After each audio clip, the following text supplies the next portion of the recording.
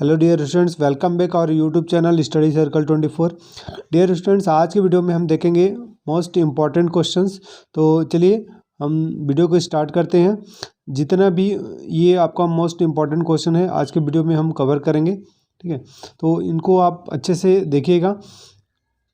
सबसे पहला अगर प्रश्न देखें कि पहला प्रश्न है विशोषण किसे कहते हैं, ठीक है। विशोषण किसे कहते हैं तो ये पूछा गया, तो ये इसका आंसर कि यदि अधिशोषण के विपरीत प्रक्रिया जिसमें अधिशोषक की सतह पर से अधिशोष्य को हटा दिया जाता है तो वही क्या कहलाता है, अधिशोषण के पश्चात विशोषण की प्रक्रिया गर्म करके या फिर दाब को कम करके की जा सकती है, तो वो क्या कहलाती है, विशोषण कहलाती है, ठीक है। फिर अगला प्रश्न अगर देखें तो क्या है, फ्रियोन का IUPAC नाम पूछा गया है, ठीक है। Freon it means CC Cl2F2, है ना। तो इसका जो IUPAC नाम होगा वो आप क्या लिखेंगे यहाँ पास, किसकी उपस्थिति में दिखाएंगे, यहाँ पास देख रहे हैं एंटीमनी Sb और Cl5, है ना, पेंटाक्लोराइड है और की उपस्थिति में कार्बन टेट्राक्लोराइड एवं एंटीमनी ट्राइफ्लोराइड की अभिक्रिया से फ्रियोन बनता है। तो ये याद रखिएगा, इनसे मिलकर फ्रियोन बनता है। और अब नेक्स्ट अगले प्रश्न की तरफ अगर देखें, इसका स्ट्रक्चर भी आप बना सकते हैं इसमें, है ना, ठीक है। ये आप देख रहे हैं टेट्राक्लोराइड है और फिर यहाँ पास ट्राई एंटीमनी और फिर इसके बाद फिर इसके साथ रिएक्ट कराने के बाद जो आपके पास बन रहा है ये फाइनली। तो इसका जो प्रॉपर्टीज़ क्या है कि इसका क्वथनांक काफ़ी कम होता है जिसे कमरे के ताप पर दाब बढ़ाकर आसानी से द्रवित कर लिया जाता है। और इसका IUPAC नेम क्या होगा, डाइफ्लोरोमेथेन, ठीक है, डाइफ्लोरोमेथेन।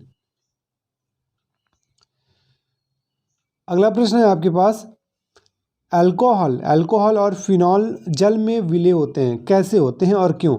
तो अल्कोहल और फिनॉल के अणु जो है आसानी से जल के अणुओं के साथ हाइड्रोजन बॉन्ड बना लेते हैं और ये जल में पूरी तरह से विलय हो जाते हैं। अगला क्वेश्चन है, निम्नलिखित यौगिकों को उनके क्वथनांकों के बढ़ते क्रम में व्यवस्थित करना है, ठीक है। तो ये यौगिक जो कंपाउंड्स दिए हुए हैं उनको इंक्रीजिंग ऑर्डर में आपको क्या करना है, लिखना है यहाँ पास।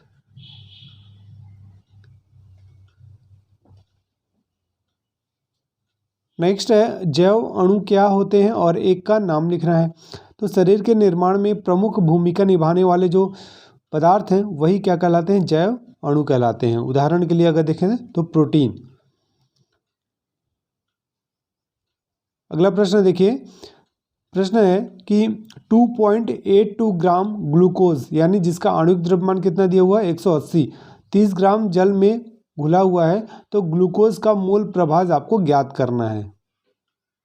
तो देखिए इस क्वेश्चन को सॉल्व करने के लिए आपको करना क्या पड़ेगा, सबसे पहले यहाँ पास दिया 2.82 ग्राम ग्लूकोज दिया है जिसका आणविक द्रव्यमान 180 दिया हुआ है ना, ठीक है। तो हम लिखेंगे यहाँ पास ग्लूकोज के मोलों की संख्या Na इक्वल टू क्या हो गया 2.82 और यहाँ पास इसका आणविक द्रव्यमान तो दिया ही है 180, तो इसको आप डिवाइड कर दीजिएगा आप, ठीक है। तो डिवाइड करेंगे कैसे, 2 से करेंगे, 2 9 जा 80 हो जाएगा, यह 90 आएगा और ऊपर में 2 1 जा 2, 0.24 जा 8 और 2 1 जा 2, तो कितना 1.41 आया। फिर 90 से डिवाइड करेंगे आप, तो 1 तो आपके पास डिवाइड होगा नहीं तो 0 ही होगा, फिर पॉइंट लग जाएगा, ठीक है। फिर 1 4 14 होगा, फिर भी नहीं होगा तो 0 होगा, फिर 1 4 1 होगा, ठीक है। तो 90 1 जा 90, तो ये 1 टाइम जाएगा। अब इसके बाद फिर अगर आप देखें कि 141 में आप 90 को माइनस करेंगे तो क्या आएगा आपके पास, देखिए क्या आता है, यहाँ 1 आएगा और यहाँ पास 14 में 9 को माइनस कर देंगे तो 5 आएगा और डेसिमल है तो इसलिए यहाँ पास 510 हो गया। तो ये 510 90 में कितनी बार जाएगा, अप्रॉक्स 5 टाइम, ठीक है।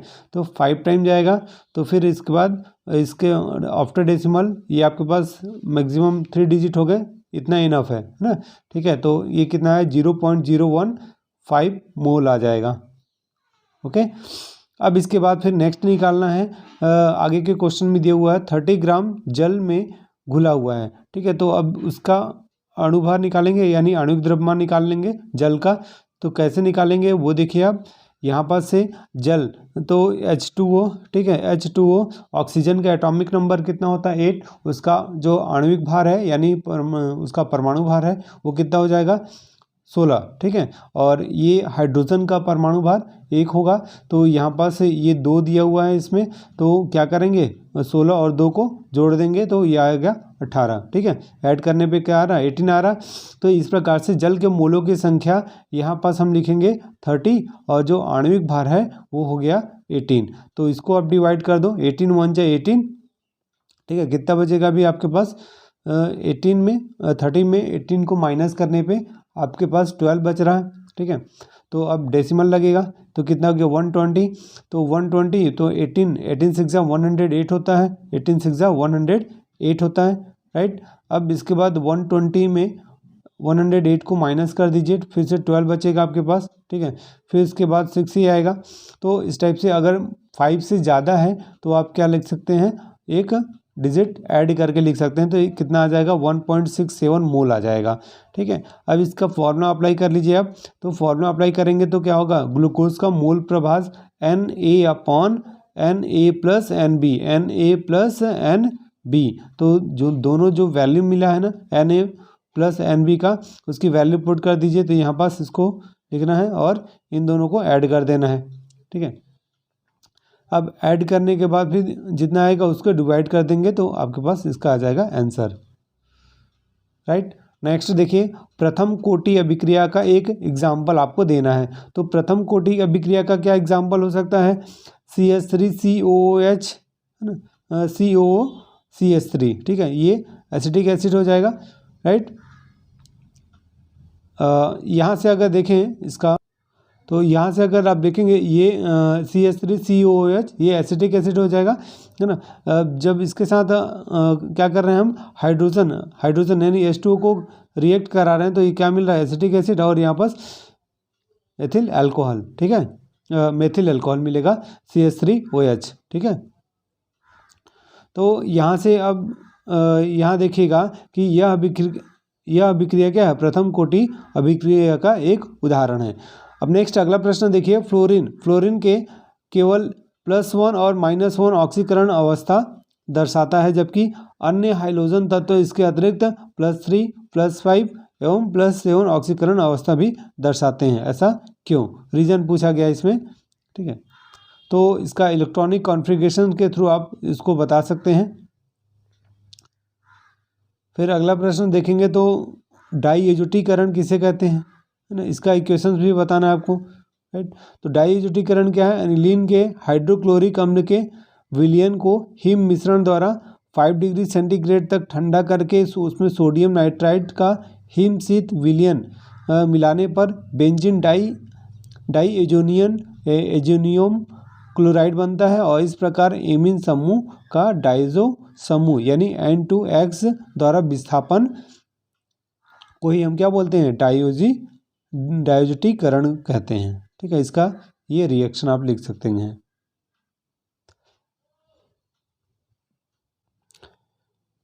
अगले प्रश्न की तरफ अगर देखें तो आपको मिलेगा, निम्न यौगिकों को उनकी क्षारीय प्रबलता के घटते क्रम में व्यवस्थित करना है। इससे आगे भी प्रश्न मिला था कि बढ़ते क्रम में लिखना था उसको। अब आपके पास यहाँ से जो इम्पोर्टेंट क्वेश्चन दिख रहे हैं वो 3 नंबर के लिए हैं कि क्वथनांक में उन्नयन क्या है और अवाष्पशील पदार्थ को मिलाने से विलयन का क्वथनांक क्यों बढ़ जाता है ना। ग्राफ के सहायता से आपको यहाँ पास एक्सप्लेन भी कर देना है इसको। इसका आपको PDF भी आपको व्हाट्सएप ग्रुप में मिल जाएगा, जिसका लिंक आपको इस वीडियो के डिस्क्रिप्शन में दिया गया है। और अगर आप भी CG BSc नर्सिंग या फिर PET या फिर PPST यानी बी फार्मा जिसको एंट्रेंस एग्ज़ाम क्लियर करने के बाद आप बी फार्मा कर सकते हैं या इंजीनियरिंग कर सकते हैं PET का एग्ज़ाम क्लियर करने के बाद। तो अगर आप उसकी तैयारी करना चाहते हो आप बेशक हमारे चैनल के साथ जुड़े रहिए, और अगर आप चाहें तो रजिस्ट्रेशन भी करा सकते हैं रेगुलर क्लासेस के लिए, ठीक है। 25 मार्च के बाद आपको वो क्लासेस भी स्टार्ट हम करने वाले हैं। तो अब नेक्स्ट क्वेश्चन की तरफ आगे देखें तो अगला प्रश्न है शून्य कोटि की अभिक्रिया के लिए दर स्थिरांक का व्यंजक ज्ञात कीजिए। ठीक है, क्योंकि सारे नोटिफिकेशन आ चुके हैं, एग्ज़ाम का डेट आ चुका है ना। बीएससी नर्सिंग की बात करें या फिर पीटी की बात करें, पीपीटी या फिर पीपीएसटी का, राइट, फॉर्म भी अवेलेबल है, मतलब ऑनलाइन एप्लीकेशन आप अप्लाई कर सकते हैं। लास्ट डेट यहाँ 7 अप्रैल तक है, कुछ का 7 अप्रैल है, कुछ का 30 मार्च है। ठीक है, अब इसमें से शून्य कोटि अभिक्रिया के लिए यहाँ से देख सकते हैं, यहाँ से आप पूरा इसको लिखेंगे। अभिक्रिया का दर, ये फॉर्मूला है, स्थिरांक है ना। फिर इसके बाद ये फॉर्मूला यूज़ करके आपको यहाँ से कंप्लीट करना है।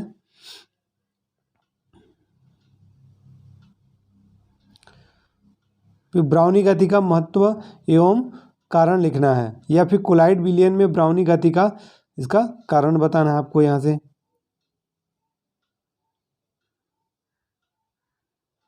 अभी तक आप लोगों के पेपर अच्छे जा रहे होंगे, आई होप, और इसको भी आप अच्छे से तैयारी करिए। यह भी आपका केमिस्ट्री का पेपर भी बहुत अच्छा जाएगा ना। मेनली आपको अगर मैं कहूँ कि आपको 3 नंबर वाले क्वेश्चन को अपना स्ट्रॉन्ग पॉइंट बनाकर चलना है, जिससे कि आपको अगर 12 क्वेश्चन बनाते हैं, अटेम्प्ट भी करते हैं आप, उसको एटलीस्ट इतना अटेम्प्ट करिए कि एनी हाउ हर एक क्वेश्चन में आपको 2 से प्लस यानी 2 नंबर तो एनी हाउ मिले ही। ठीक है, तो 24 तो आपको वैसे ही मिल जाएंगे, लेकिन हाँ ये कि आपको बनाने हैं, और बनेगा तभी जब आप अच्छे से पढ़कर जाएंगे। ठीक है, अगले क्वेश्चन की तरफ अगर देखें तो ये सारे के सारे 3 नंबर के लिए आपको कवर करने हैं, है ना। अगला प्रश्न देखिए, hexa aqua magazine second ion में 5 अयुग्मित इलेक्ट्रॉन होते हैं, जबकि हेक्सा साइनो आयन में केवल 1 अयुग्मित इलेक्ट्रॉन होता है। क्रिस्टल क्षेत्र सिद्धांत का उपयोग करते हुए इसका व्याख्या करना है आपको। इसके पूरे कंप्लीट आंसर यहाँ से आपको मिल जाएगा। ठीक है,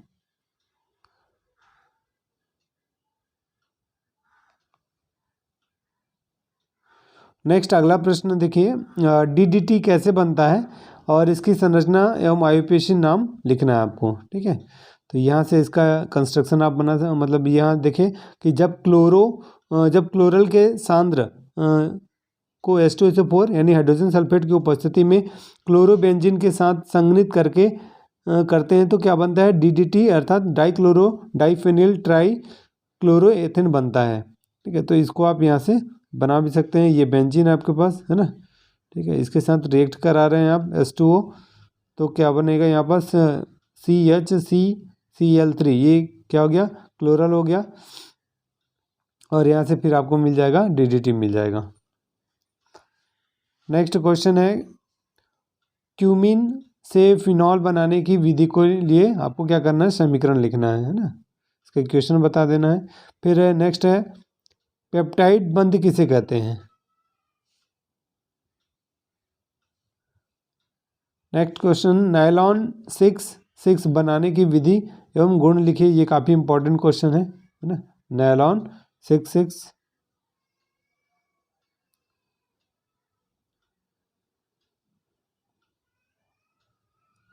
अगला क्वेश्चन है, खाद्य पदार्थ परिरक्षक क्या होते हैं।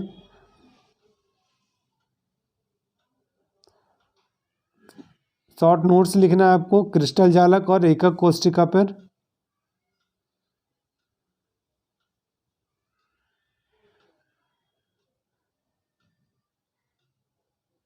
इसके बाद नेक्स्ट आपको क्वेश्चंस मिलेंगे। क्वेश्चन नंबर 24 देखिए कि विद्युत रासायनिक श्रेणी क्या है, और कोलराज का नियम लिखते हुए इसके 2 अनुप्रयोग लिखना है। तो यहाँ से आप कंप्लीट करने के बाद फिर ये देखिए इसका आंसर, यहाँ से आप कोलराज का नियम मिल जाएगा यहाँ से, है ना। इसको पूरा आपको यहाँ से लिखना है। फिर है सॉल्ट ब्रिज क्या है, यानी लवण सेतु क्या है, इसके 2 कार्य लिखना है। डायग्राम भी आप बना दीजिएगा जो आपके बुक में डायग्राम है। फिर है मेटेलिक कंडक्टर और इलेक्ट्रोलाइट कंडक्टर, इसमें आपको डिफरेंस बताना है। एटलीस्ट 5 पॉइंट बता सकते हैं आप। नेक्स्ट है लैंथेनाइड और एक्टिनाइड में आपको डिफरेंस बताना है। पॉइंट्स एटलीस्ट यहाँ से लैंथेनाइड एक्टिनाइड के लिए 6 और 7 पॉइंट लिख सकते हैं आप। तो इन सभी प्रश्नों को आप अच्छे से कंप्लीट करने की कोशिश करिए और नेक्स्ट पेपर के लिए यानी जो आपका केमिस्ट्री का पेपर है उसके लिए हमारी टीम की ओर से आप सभी को ऑल द बेस्ट। काफ़ी अच्छे से आप रीड करके आप सारे क्वेश्चंस को अटेम्प्ट करने की कोशिश करिएगा, ठीक है। बेशक आपके पेपर अच्छे ही जाएंगे।